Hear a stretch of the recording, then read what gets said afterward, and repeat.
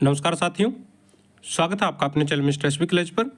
जी हाँ साथियों, यहाँ पर जो कॉन्ट्रेक्चुअल पर्सन पॉलिसी है 2022 वाली साथियों, उसमें कुछ बदलाव कर दिए गए हैं सरकार की तरफ से और इसका नया लेटर जारी कर दिया है। जी हाँ, यहाँ पर आप लोग देख रहे हैं 13 मई 2025 की डेट में साथियों इसको जारी कर दिया गया है। सभी विभागों, बोर्डों, कॉरपोरेशन को इसके जो है अवगत करवा दिया गया है। क्या कुछ दोस्तों इसमें बदलाव किए गए हैं, आइए विस्तार से जान लेते हैं। जो पहला पैराग्राफ है, पहला जो पेज है दोस्तों, यहाँ पर जो बेसिक भूमिका है उसी के बारे में बताया गया है, भाई किस तरह से क्या पॉलिसी बनाई गई थी, क्यों बनाई गई थी। इसके बाद दोस्तों इसमें जो मुख्य पॉइंट हैं उन पर हम दोस्तों जो है विचार करेंगे और वीडियो थोड़ी सी लंबी हो सकती है, इसलिए जो है वीडियो के साथ बने रहें। तो दोस्तों सबसे पहले यहाँ पर देखिए, भाई इसका उद्देश्य बताया गया है, भाई क्यों बनाई गई थी। भाई जो है सुचारू रूप से सेवाएं देती रही हरियाणा सरकार, इसलिए इस पॉलिसी को बनाया था, कर्मचारियों की तैनाती को, संविदा कर्मचारी तैनाती। तो सबसे पहले दोस्तों यहाँ पर देख लेते हैं, सैलरी वाला ही पॉइंट इन्होंने दिया हुआ है।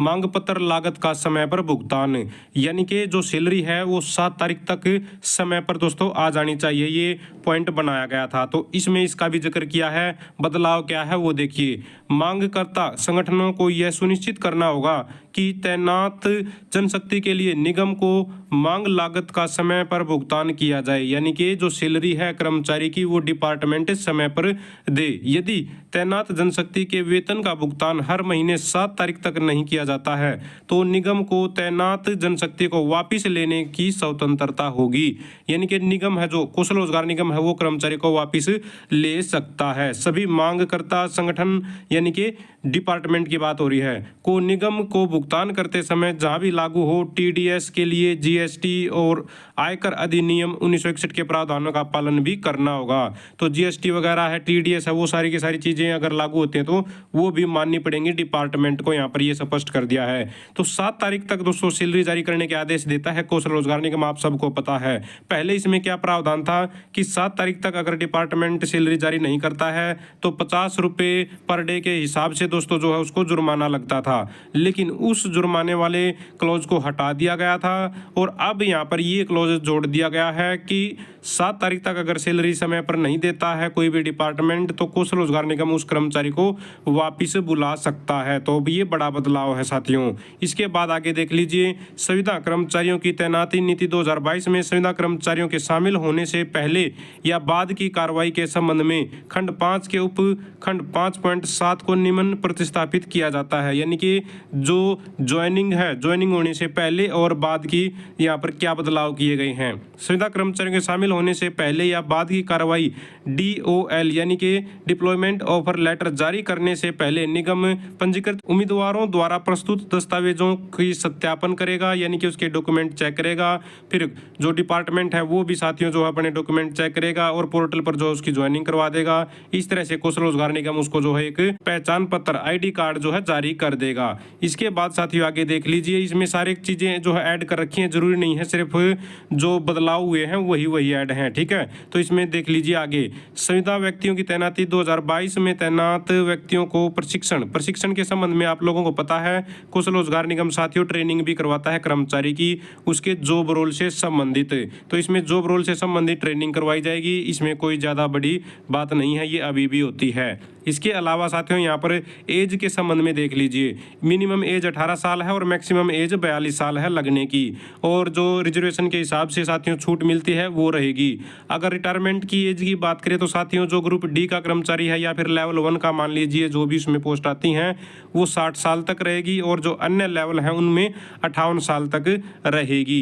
और कर्मचारी की जब भी एज पूरी होती है तो पूरा महीना वो काम करेगा, यहाँ पर ये भी इन्होंने बताया हुआ है। इसके बाद 7वां जो पॉइंट है साथियों इन्होंने यहाँ पर बता दिया है सहमति के संबंध में। भाई कर्मचारी के पास मैसेज आता है, बाई चांस वो उसको एक्सेप्ट नहीं करता या फिर गलती हो जाती है, वो नौकरी उस टाइम नहीं करना चाहता, उसका मन नहीं है, तो क्या प्रावधान किए गए हैं दोस्तों। अगर आपके पास पहली बार कोई मैसेज आता है तो अगर आप लोग ज्वाइन करते हैं तो अच्छी बात है, अगर ज्वाइन नहीं करते हैं तो आपको 1 महीने के लिए बाहर कर दिया जाता है मेरिट लिस्ट से। फिर दूसरी बार अगर मैसेज आता है आपके पास तो फिर भी अगर आप लोग ज्वाइन नहीं करते हैं, सेकंड चांस को भी मिस कर देते हैं, तो 3 महीने के लिए आपको मेरिट लिस्ट से बाहर कर दिया जाता है। कोई भी मेरिट लिस्ट लगेगी तो 3 महीने तक आपका किसी मेरिट लिस्ट में नंबर नहीं आएगा।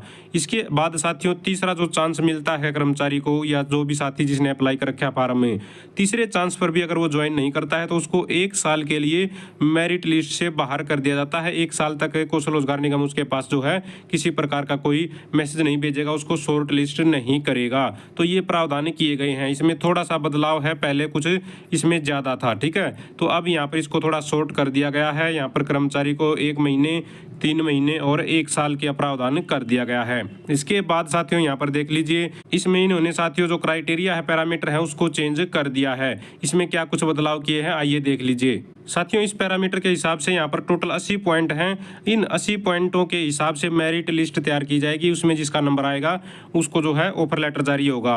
अगर बात करें तो सबसे पहले यहाँ पर इन्होंने साथियों जो 40 नंबर दिए हैं वो किस बात के दिए हैं, इनकम के। तो इनकम का आप लोगों को बताएंगे आगे वीडियो में भाई किस इनकम को कितने पॉइंट मिलते हैं, लेकिन इनकम के टोटल पॉइंट है मैक्सिमम 40 पॉइंट आपको मिलेंगे। इसके बाद साथियों यहाँ पर बताया गया है इन्होंने एज के भी 10 नंबर रखे हैं। भाई किस एज वाले को 5 नंबर मिलेंगे और किस वाले को 10 मिलेंगे, तो यहाँ पर इसके बारे में भी बात करेंगे आगे विस्तार से। जो अगला पॉइंट है 10 नंबर है दोस्तों, आप यहाँ पर देख रहे हैं क्वालिफिकेशन से रिलेटेड। अगर आप लोगों के पास जो एसेंशियल क्वालिफिकेशन होती है, जो बेसिक क्वालिफिकेशन होती है, उसके अलावा कोई क्वालिफिकेशन है तो आपके 10 पॉइंट और बन जाते हैं। इसके बारे में भी आगे विस्तार से इन्होंने बताया हुआ है, उस पर बात करेंगे।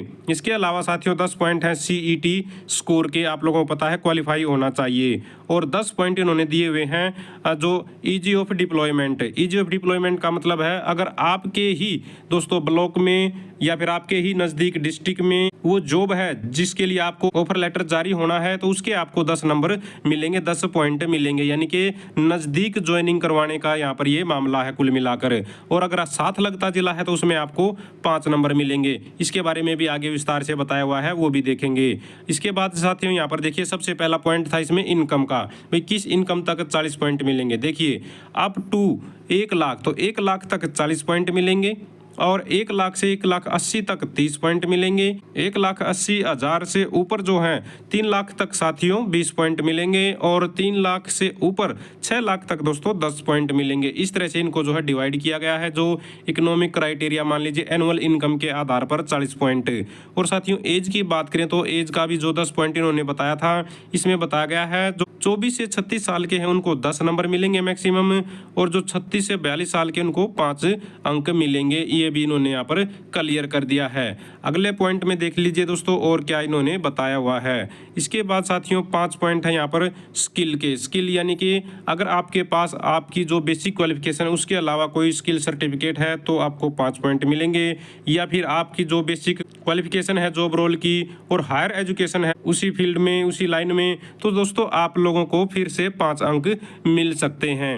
इसके अलावा जो दोस्तों CET के हैं 10 पॉइंट, इसमें तो किसी प्रकार का कोई एक्स्ट्रा बताने वाली चीज़ नहीं है।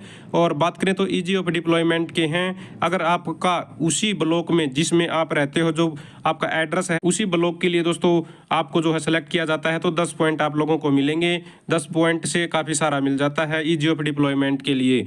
और साथ लगता अगर ब्लॉक है, म्यूनिसिपल है, तो दोस्तों यहाँ पर 5 पॉइंट उस कैंडिडेट को मिलेंगे। इस तरह से जो है मेरिट लिस्ट तैयार की जाएगी। इसके बाद साथियों यहाँ पर आरक्षण नीति के बारे में बता रखा है। भाई सरकार जो स्टेट की आरक्षण नीति है उसको फॉलो करेगी। और जो वर्टिकल और हॉरिजॉन्टल है उस तरह से दोस्तों जो नॉर्मल रिजर्वेशन पॉलिसी फॉलो की जाती है उस तरह से फॉलो किया जाएगा। और यहाँ पर स्टेट लेवल पर इसको फॉलो किया जाएगा, डिस्ट्रिक्ट लेवल पर इसको फॉलो नहीं किया जाएगा। एक और जो विशेष बात इसमें बता रखी है कि भाई किसी साल में बाई चांस अगर ऐसा होता है कि जो आरक्षण के हिसाब से टोटल पोस्ट नहीं भरी जाती हैं और बैकलॉग इकट्ठा हो जाता है तो दोस्तों नेक्स्ट ईयर में बैकलॉग को भर दिया जाएगा। ये भी इन्होंने यहाँ पर स्पष्ट किया हुआ है। इसके बाद साथियों यहाँ पर अगला पॉइंट देख लेते हैं, हटाने के संबंध में, त्याग पत्र देने के संबंध में क्या बताया गया है। देखिए यदि कोई अभ्यर्थी अपनी इच्छा से त्याग पत्र देता है और उसके बाद पुनः तैनाती चाहता है तो उस पर योग्यता के आधार पर विचार किया जाएगा। यानी कि उसको दोबारा से मेरिट लिस्ट किया जाएगा।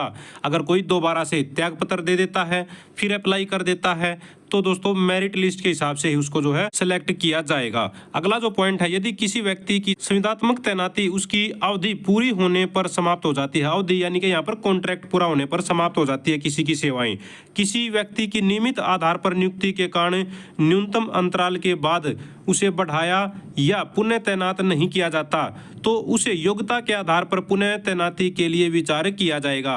कहने का मतलब दोस्तों ये है कि भाई वहाँ पर किसी कर्मचारी का कार्यकाल नहीं बढ़ता है, या फिर कह लीजिए कि वहाँ पर रेगुलर कर्मचारी आ जाता है और उस कर्मचारी को हटा दिया जाता है, तो दोस्तों उसको पुनः विचार किया जाएगा, उसको दोबारा से मेरिट लिस्ट किया जाएगा उस कर्मचारी को, नई अगर कोई भी भर्ती आती है। जहाँ संविदात्मक तैनाती कदाचार या खराब प्रदर्शन आदि के कारण अवधि पूरी होने से पहले समाप्त हो जाती है, तो उसे भविष्य में आगे की तैनाती पर विचार नहीं किया जाएगा। यानी कि अगर कोई अच्छे से काम नहीं कर रहा है या फिर उसका कोई गलत व्यवहार है, तो दोस्तों उस पर तो विचार नहीं किया जाएगा अगर इस तरह के कैंडिडेट को हटा दिया जाता है।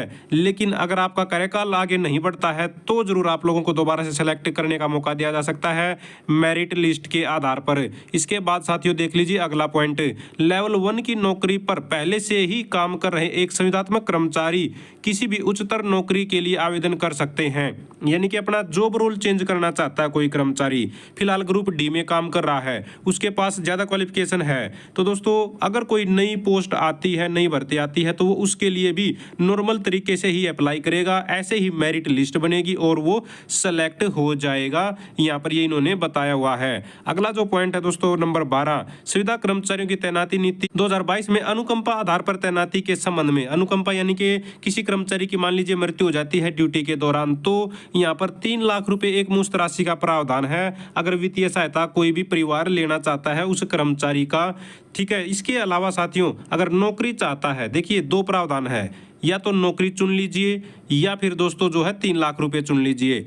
अगर 3 लाख नहीं चुनता है तो नौकरी चुन ली। नौकरी पर क्या प्रावधान रहेगा दोस्तों, इन्होंने ये बताया हुआ है।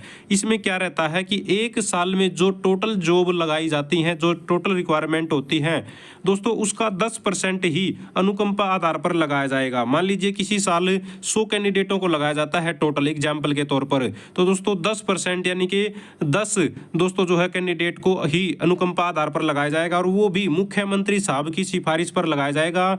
पर्सन टू पर्सन वेरी करेगा कि भाई ये जो है इसके लायक है या फिर नहीं है, इसको वास्तव में जरूरत है या नहीं है। जरूरत नहीं है का मतलब यहाँ पर ये समझ लीजिए कि हो सकता है उस परिवार में मात्र एक ही कमाने वाला हो और कोई ऐसा कैंडिडेट नहीं है जो वहां पर कमा सके, तो इस कंडीशन में दोस्तों जो है उस कर्मचारी के परिवार के योग्य उम्मीदवार को नौकरी दे दी जाती है, और नौकरी भी दोस्तों उससे एक लेवल नीचे दी जाएगी। ये भी इन्होंने यहाँ पर स्पष्ट किया हुआ है। आगे बढ़ते हैं साथियों, यहाँ पर अंत में देख लीजिए, अंत में साथियों इन्होंने यहाँ पर बताया है जो एक तो स्टेट लेवल पर दिया जाता है जॉब, फिर नेशनल लेवल पर दिया जाता है और इंटरनेशनल लेवल पर भी जॉब दी जाती है कौशल रोजगार निगम के द्वारा। इसके बारे में इन्होंने यहाँ पर बताया हुआ है। निगम भारत या विदेश में किसी निजी क्षेत्र के संगठन, सरकार के स्वामित्व या नियंत्रण में न आने वाले संगठन यानी कि प्राइवेट सेक्टर में भी से प्राप्त जनशक्ति की तैनाती की मांग पर भी विचार कर सकता है। ऐसी तैनाती की शर्तें निगम और ऐसे संगठनों के बीच आपसी सहमति से तय की जाएंगी। यानी कि मान लीजिए कोई प्राइवेट कंपनी है अच्छी बड़ी नेशनल लेवल की, ठीक है, तो वो रिक्वायरमेंट मांगती है कौशल रोजगार निगम से, तो दोस्तों कौशल रोजगार निगम और उस कंपनी के बीच में सहमति बनेगी। सहमति बन जाती है तो वो कैंडिडेटों को सिलेक्ट करके उनके पास भेज देगी। जो टर्म एंड कंडीशन है वो उस कंपनी को माननी पड़ेंगी कौशल रोजगार निगम की। तो दोस्तों ये फिलहाल के लिए अपडेट आई हुई थी। ये जो बदलाव हैं ये आप लोगों ने देख लिए हैं। अगर और कोई आप लोगों का सवाल है तो आप लोग इस लेटर को पढ़ सकते हैं। ये लेटर हम अपने टेलीग्राम चैनल और व्हाट्सएप चैनल पर भी डाल देंगे, और फिर हमसे भी पूछ सकते हैं, उसका जवाब हम देने की कोशिश करेंगे कमेंट के माध्यम से। तो दोस्तों फिलहाल के लिए यही अपडेट थी। अगर आप भी चाहते हैं हरियाणा में एजुकेशन से रिलेटेड आउटसोर्सिंग कच्चे कर्मचारी खबरें समय पर पाना तो चैनल को जरूर सब्सक्राइब करें, वीडियो को लाइक करें, दोस्तों के साथ शेयर करें। Thank you very much.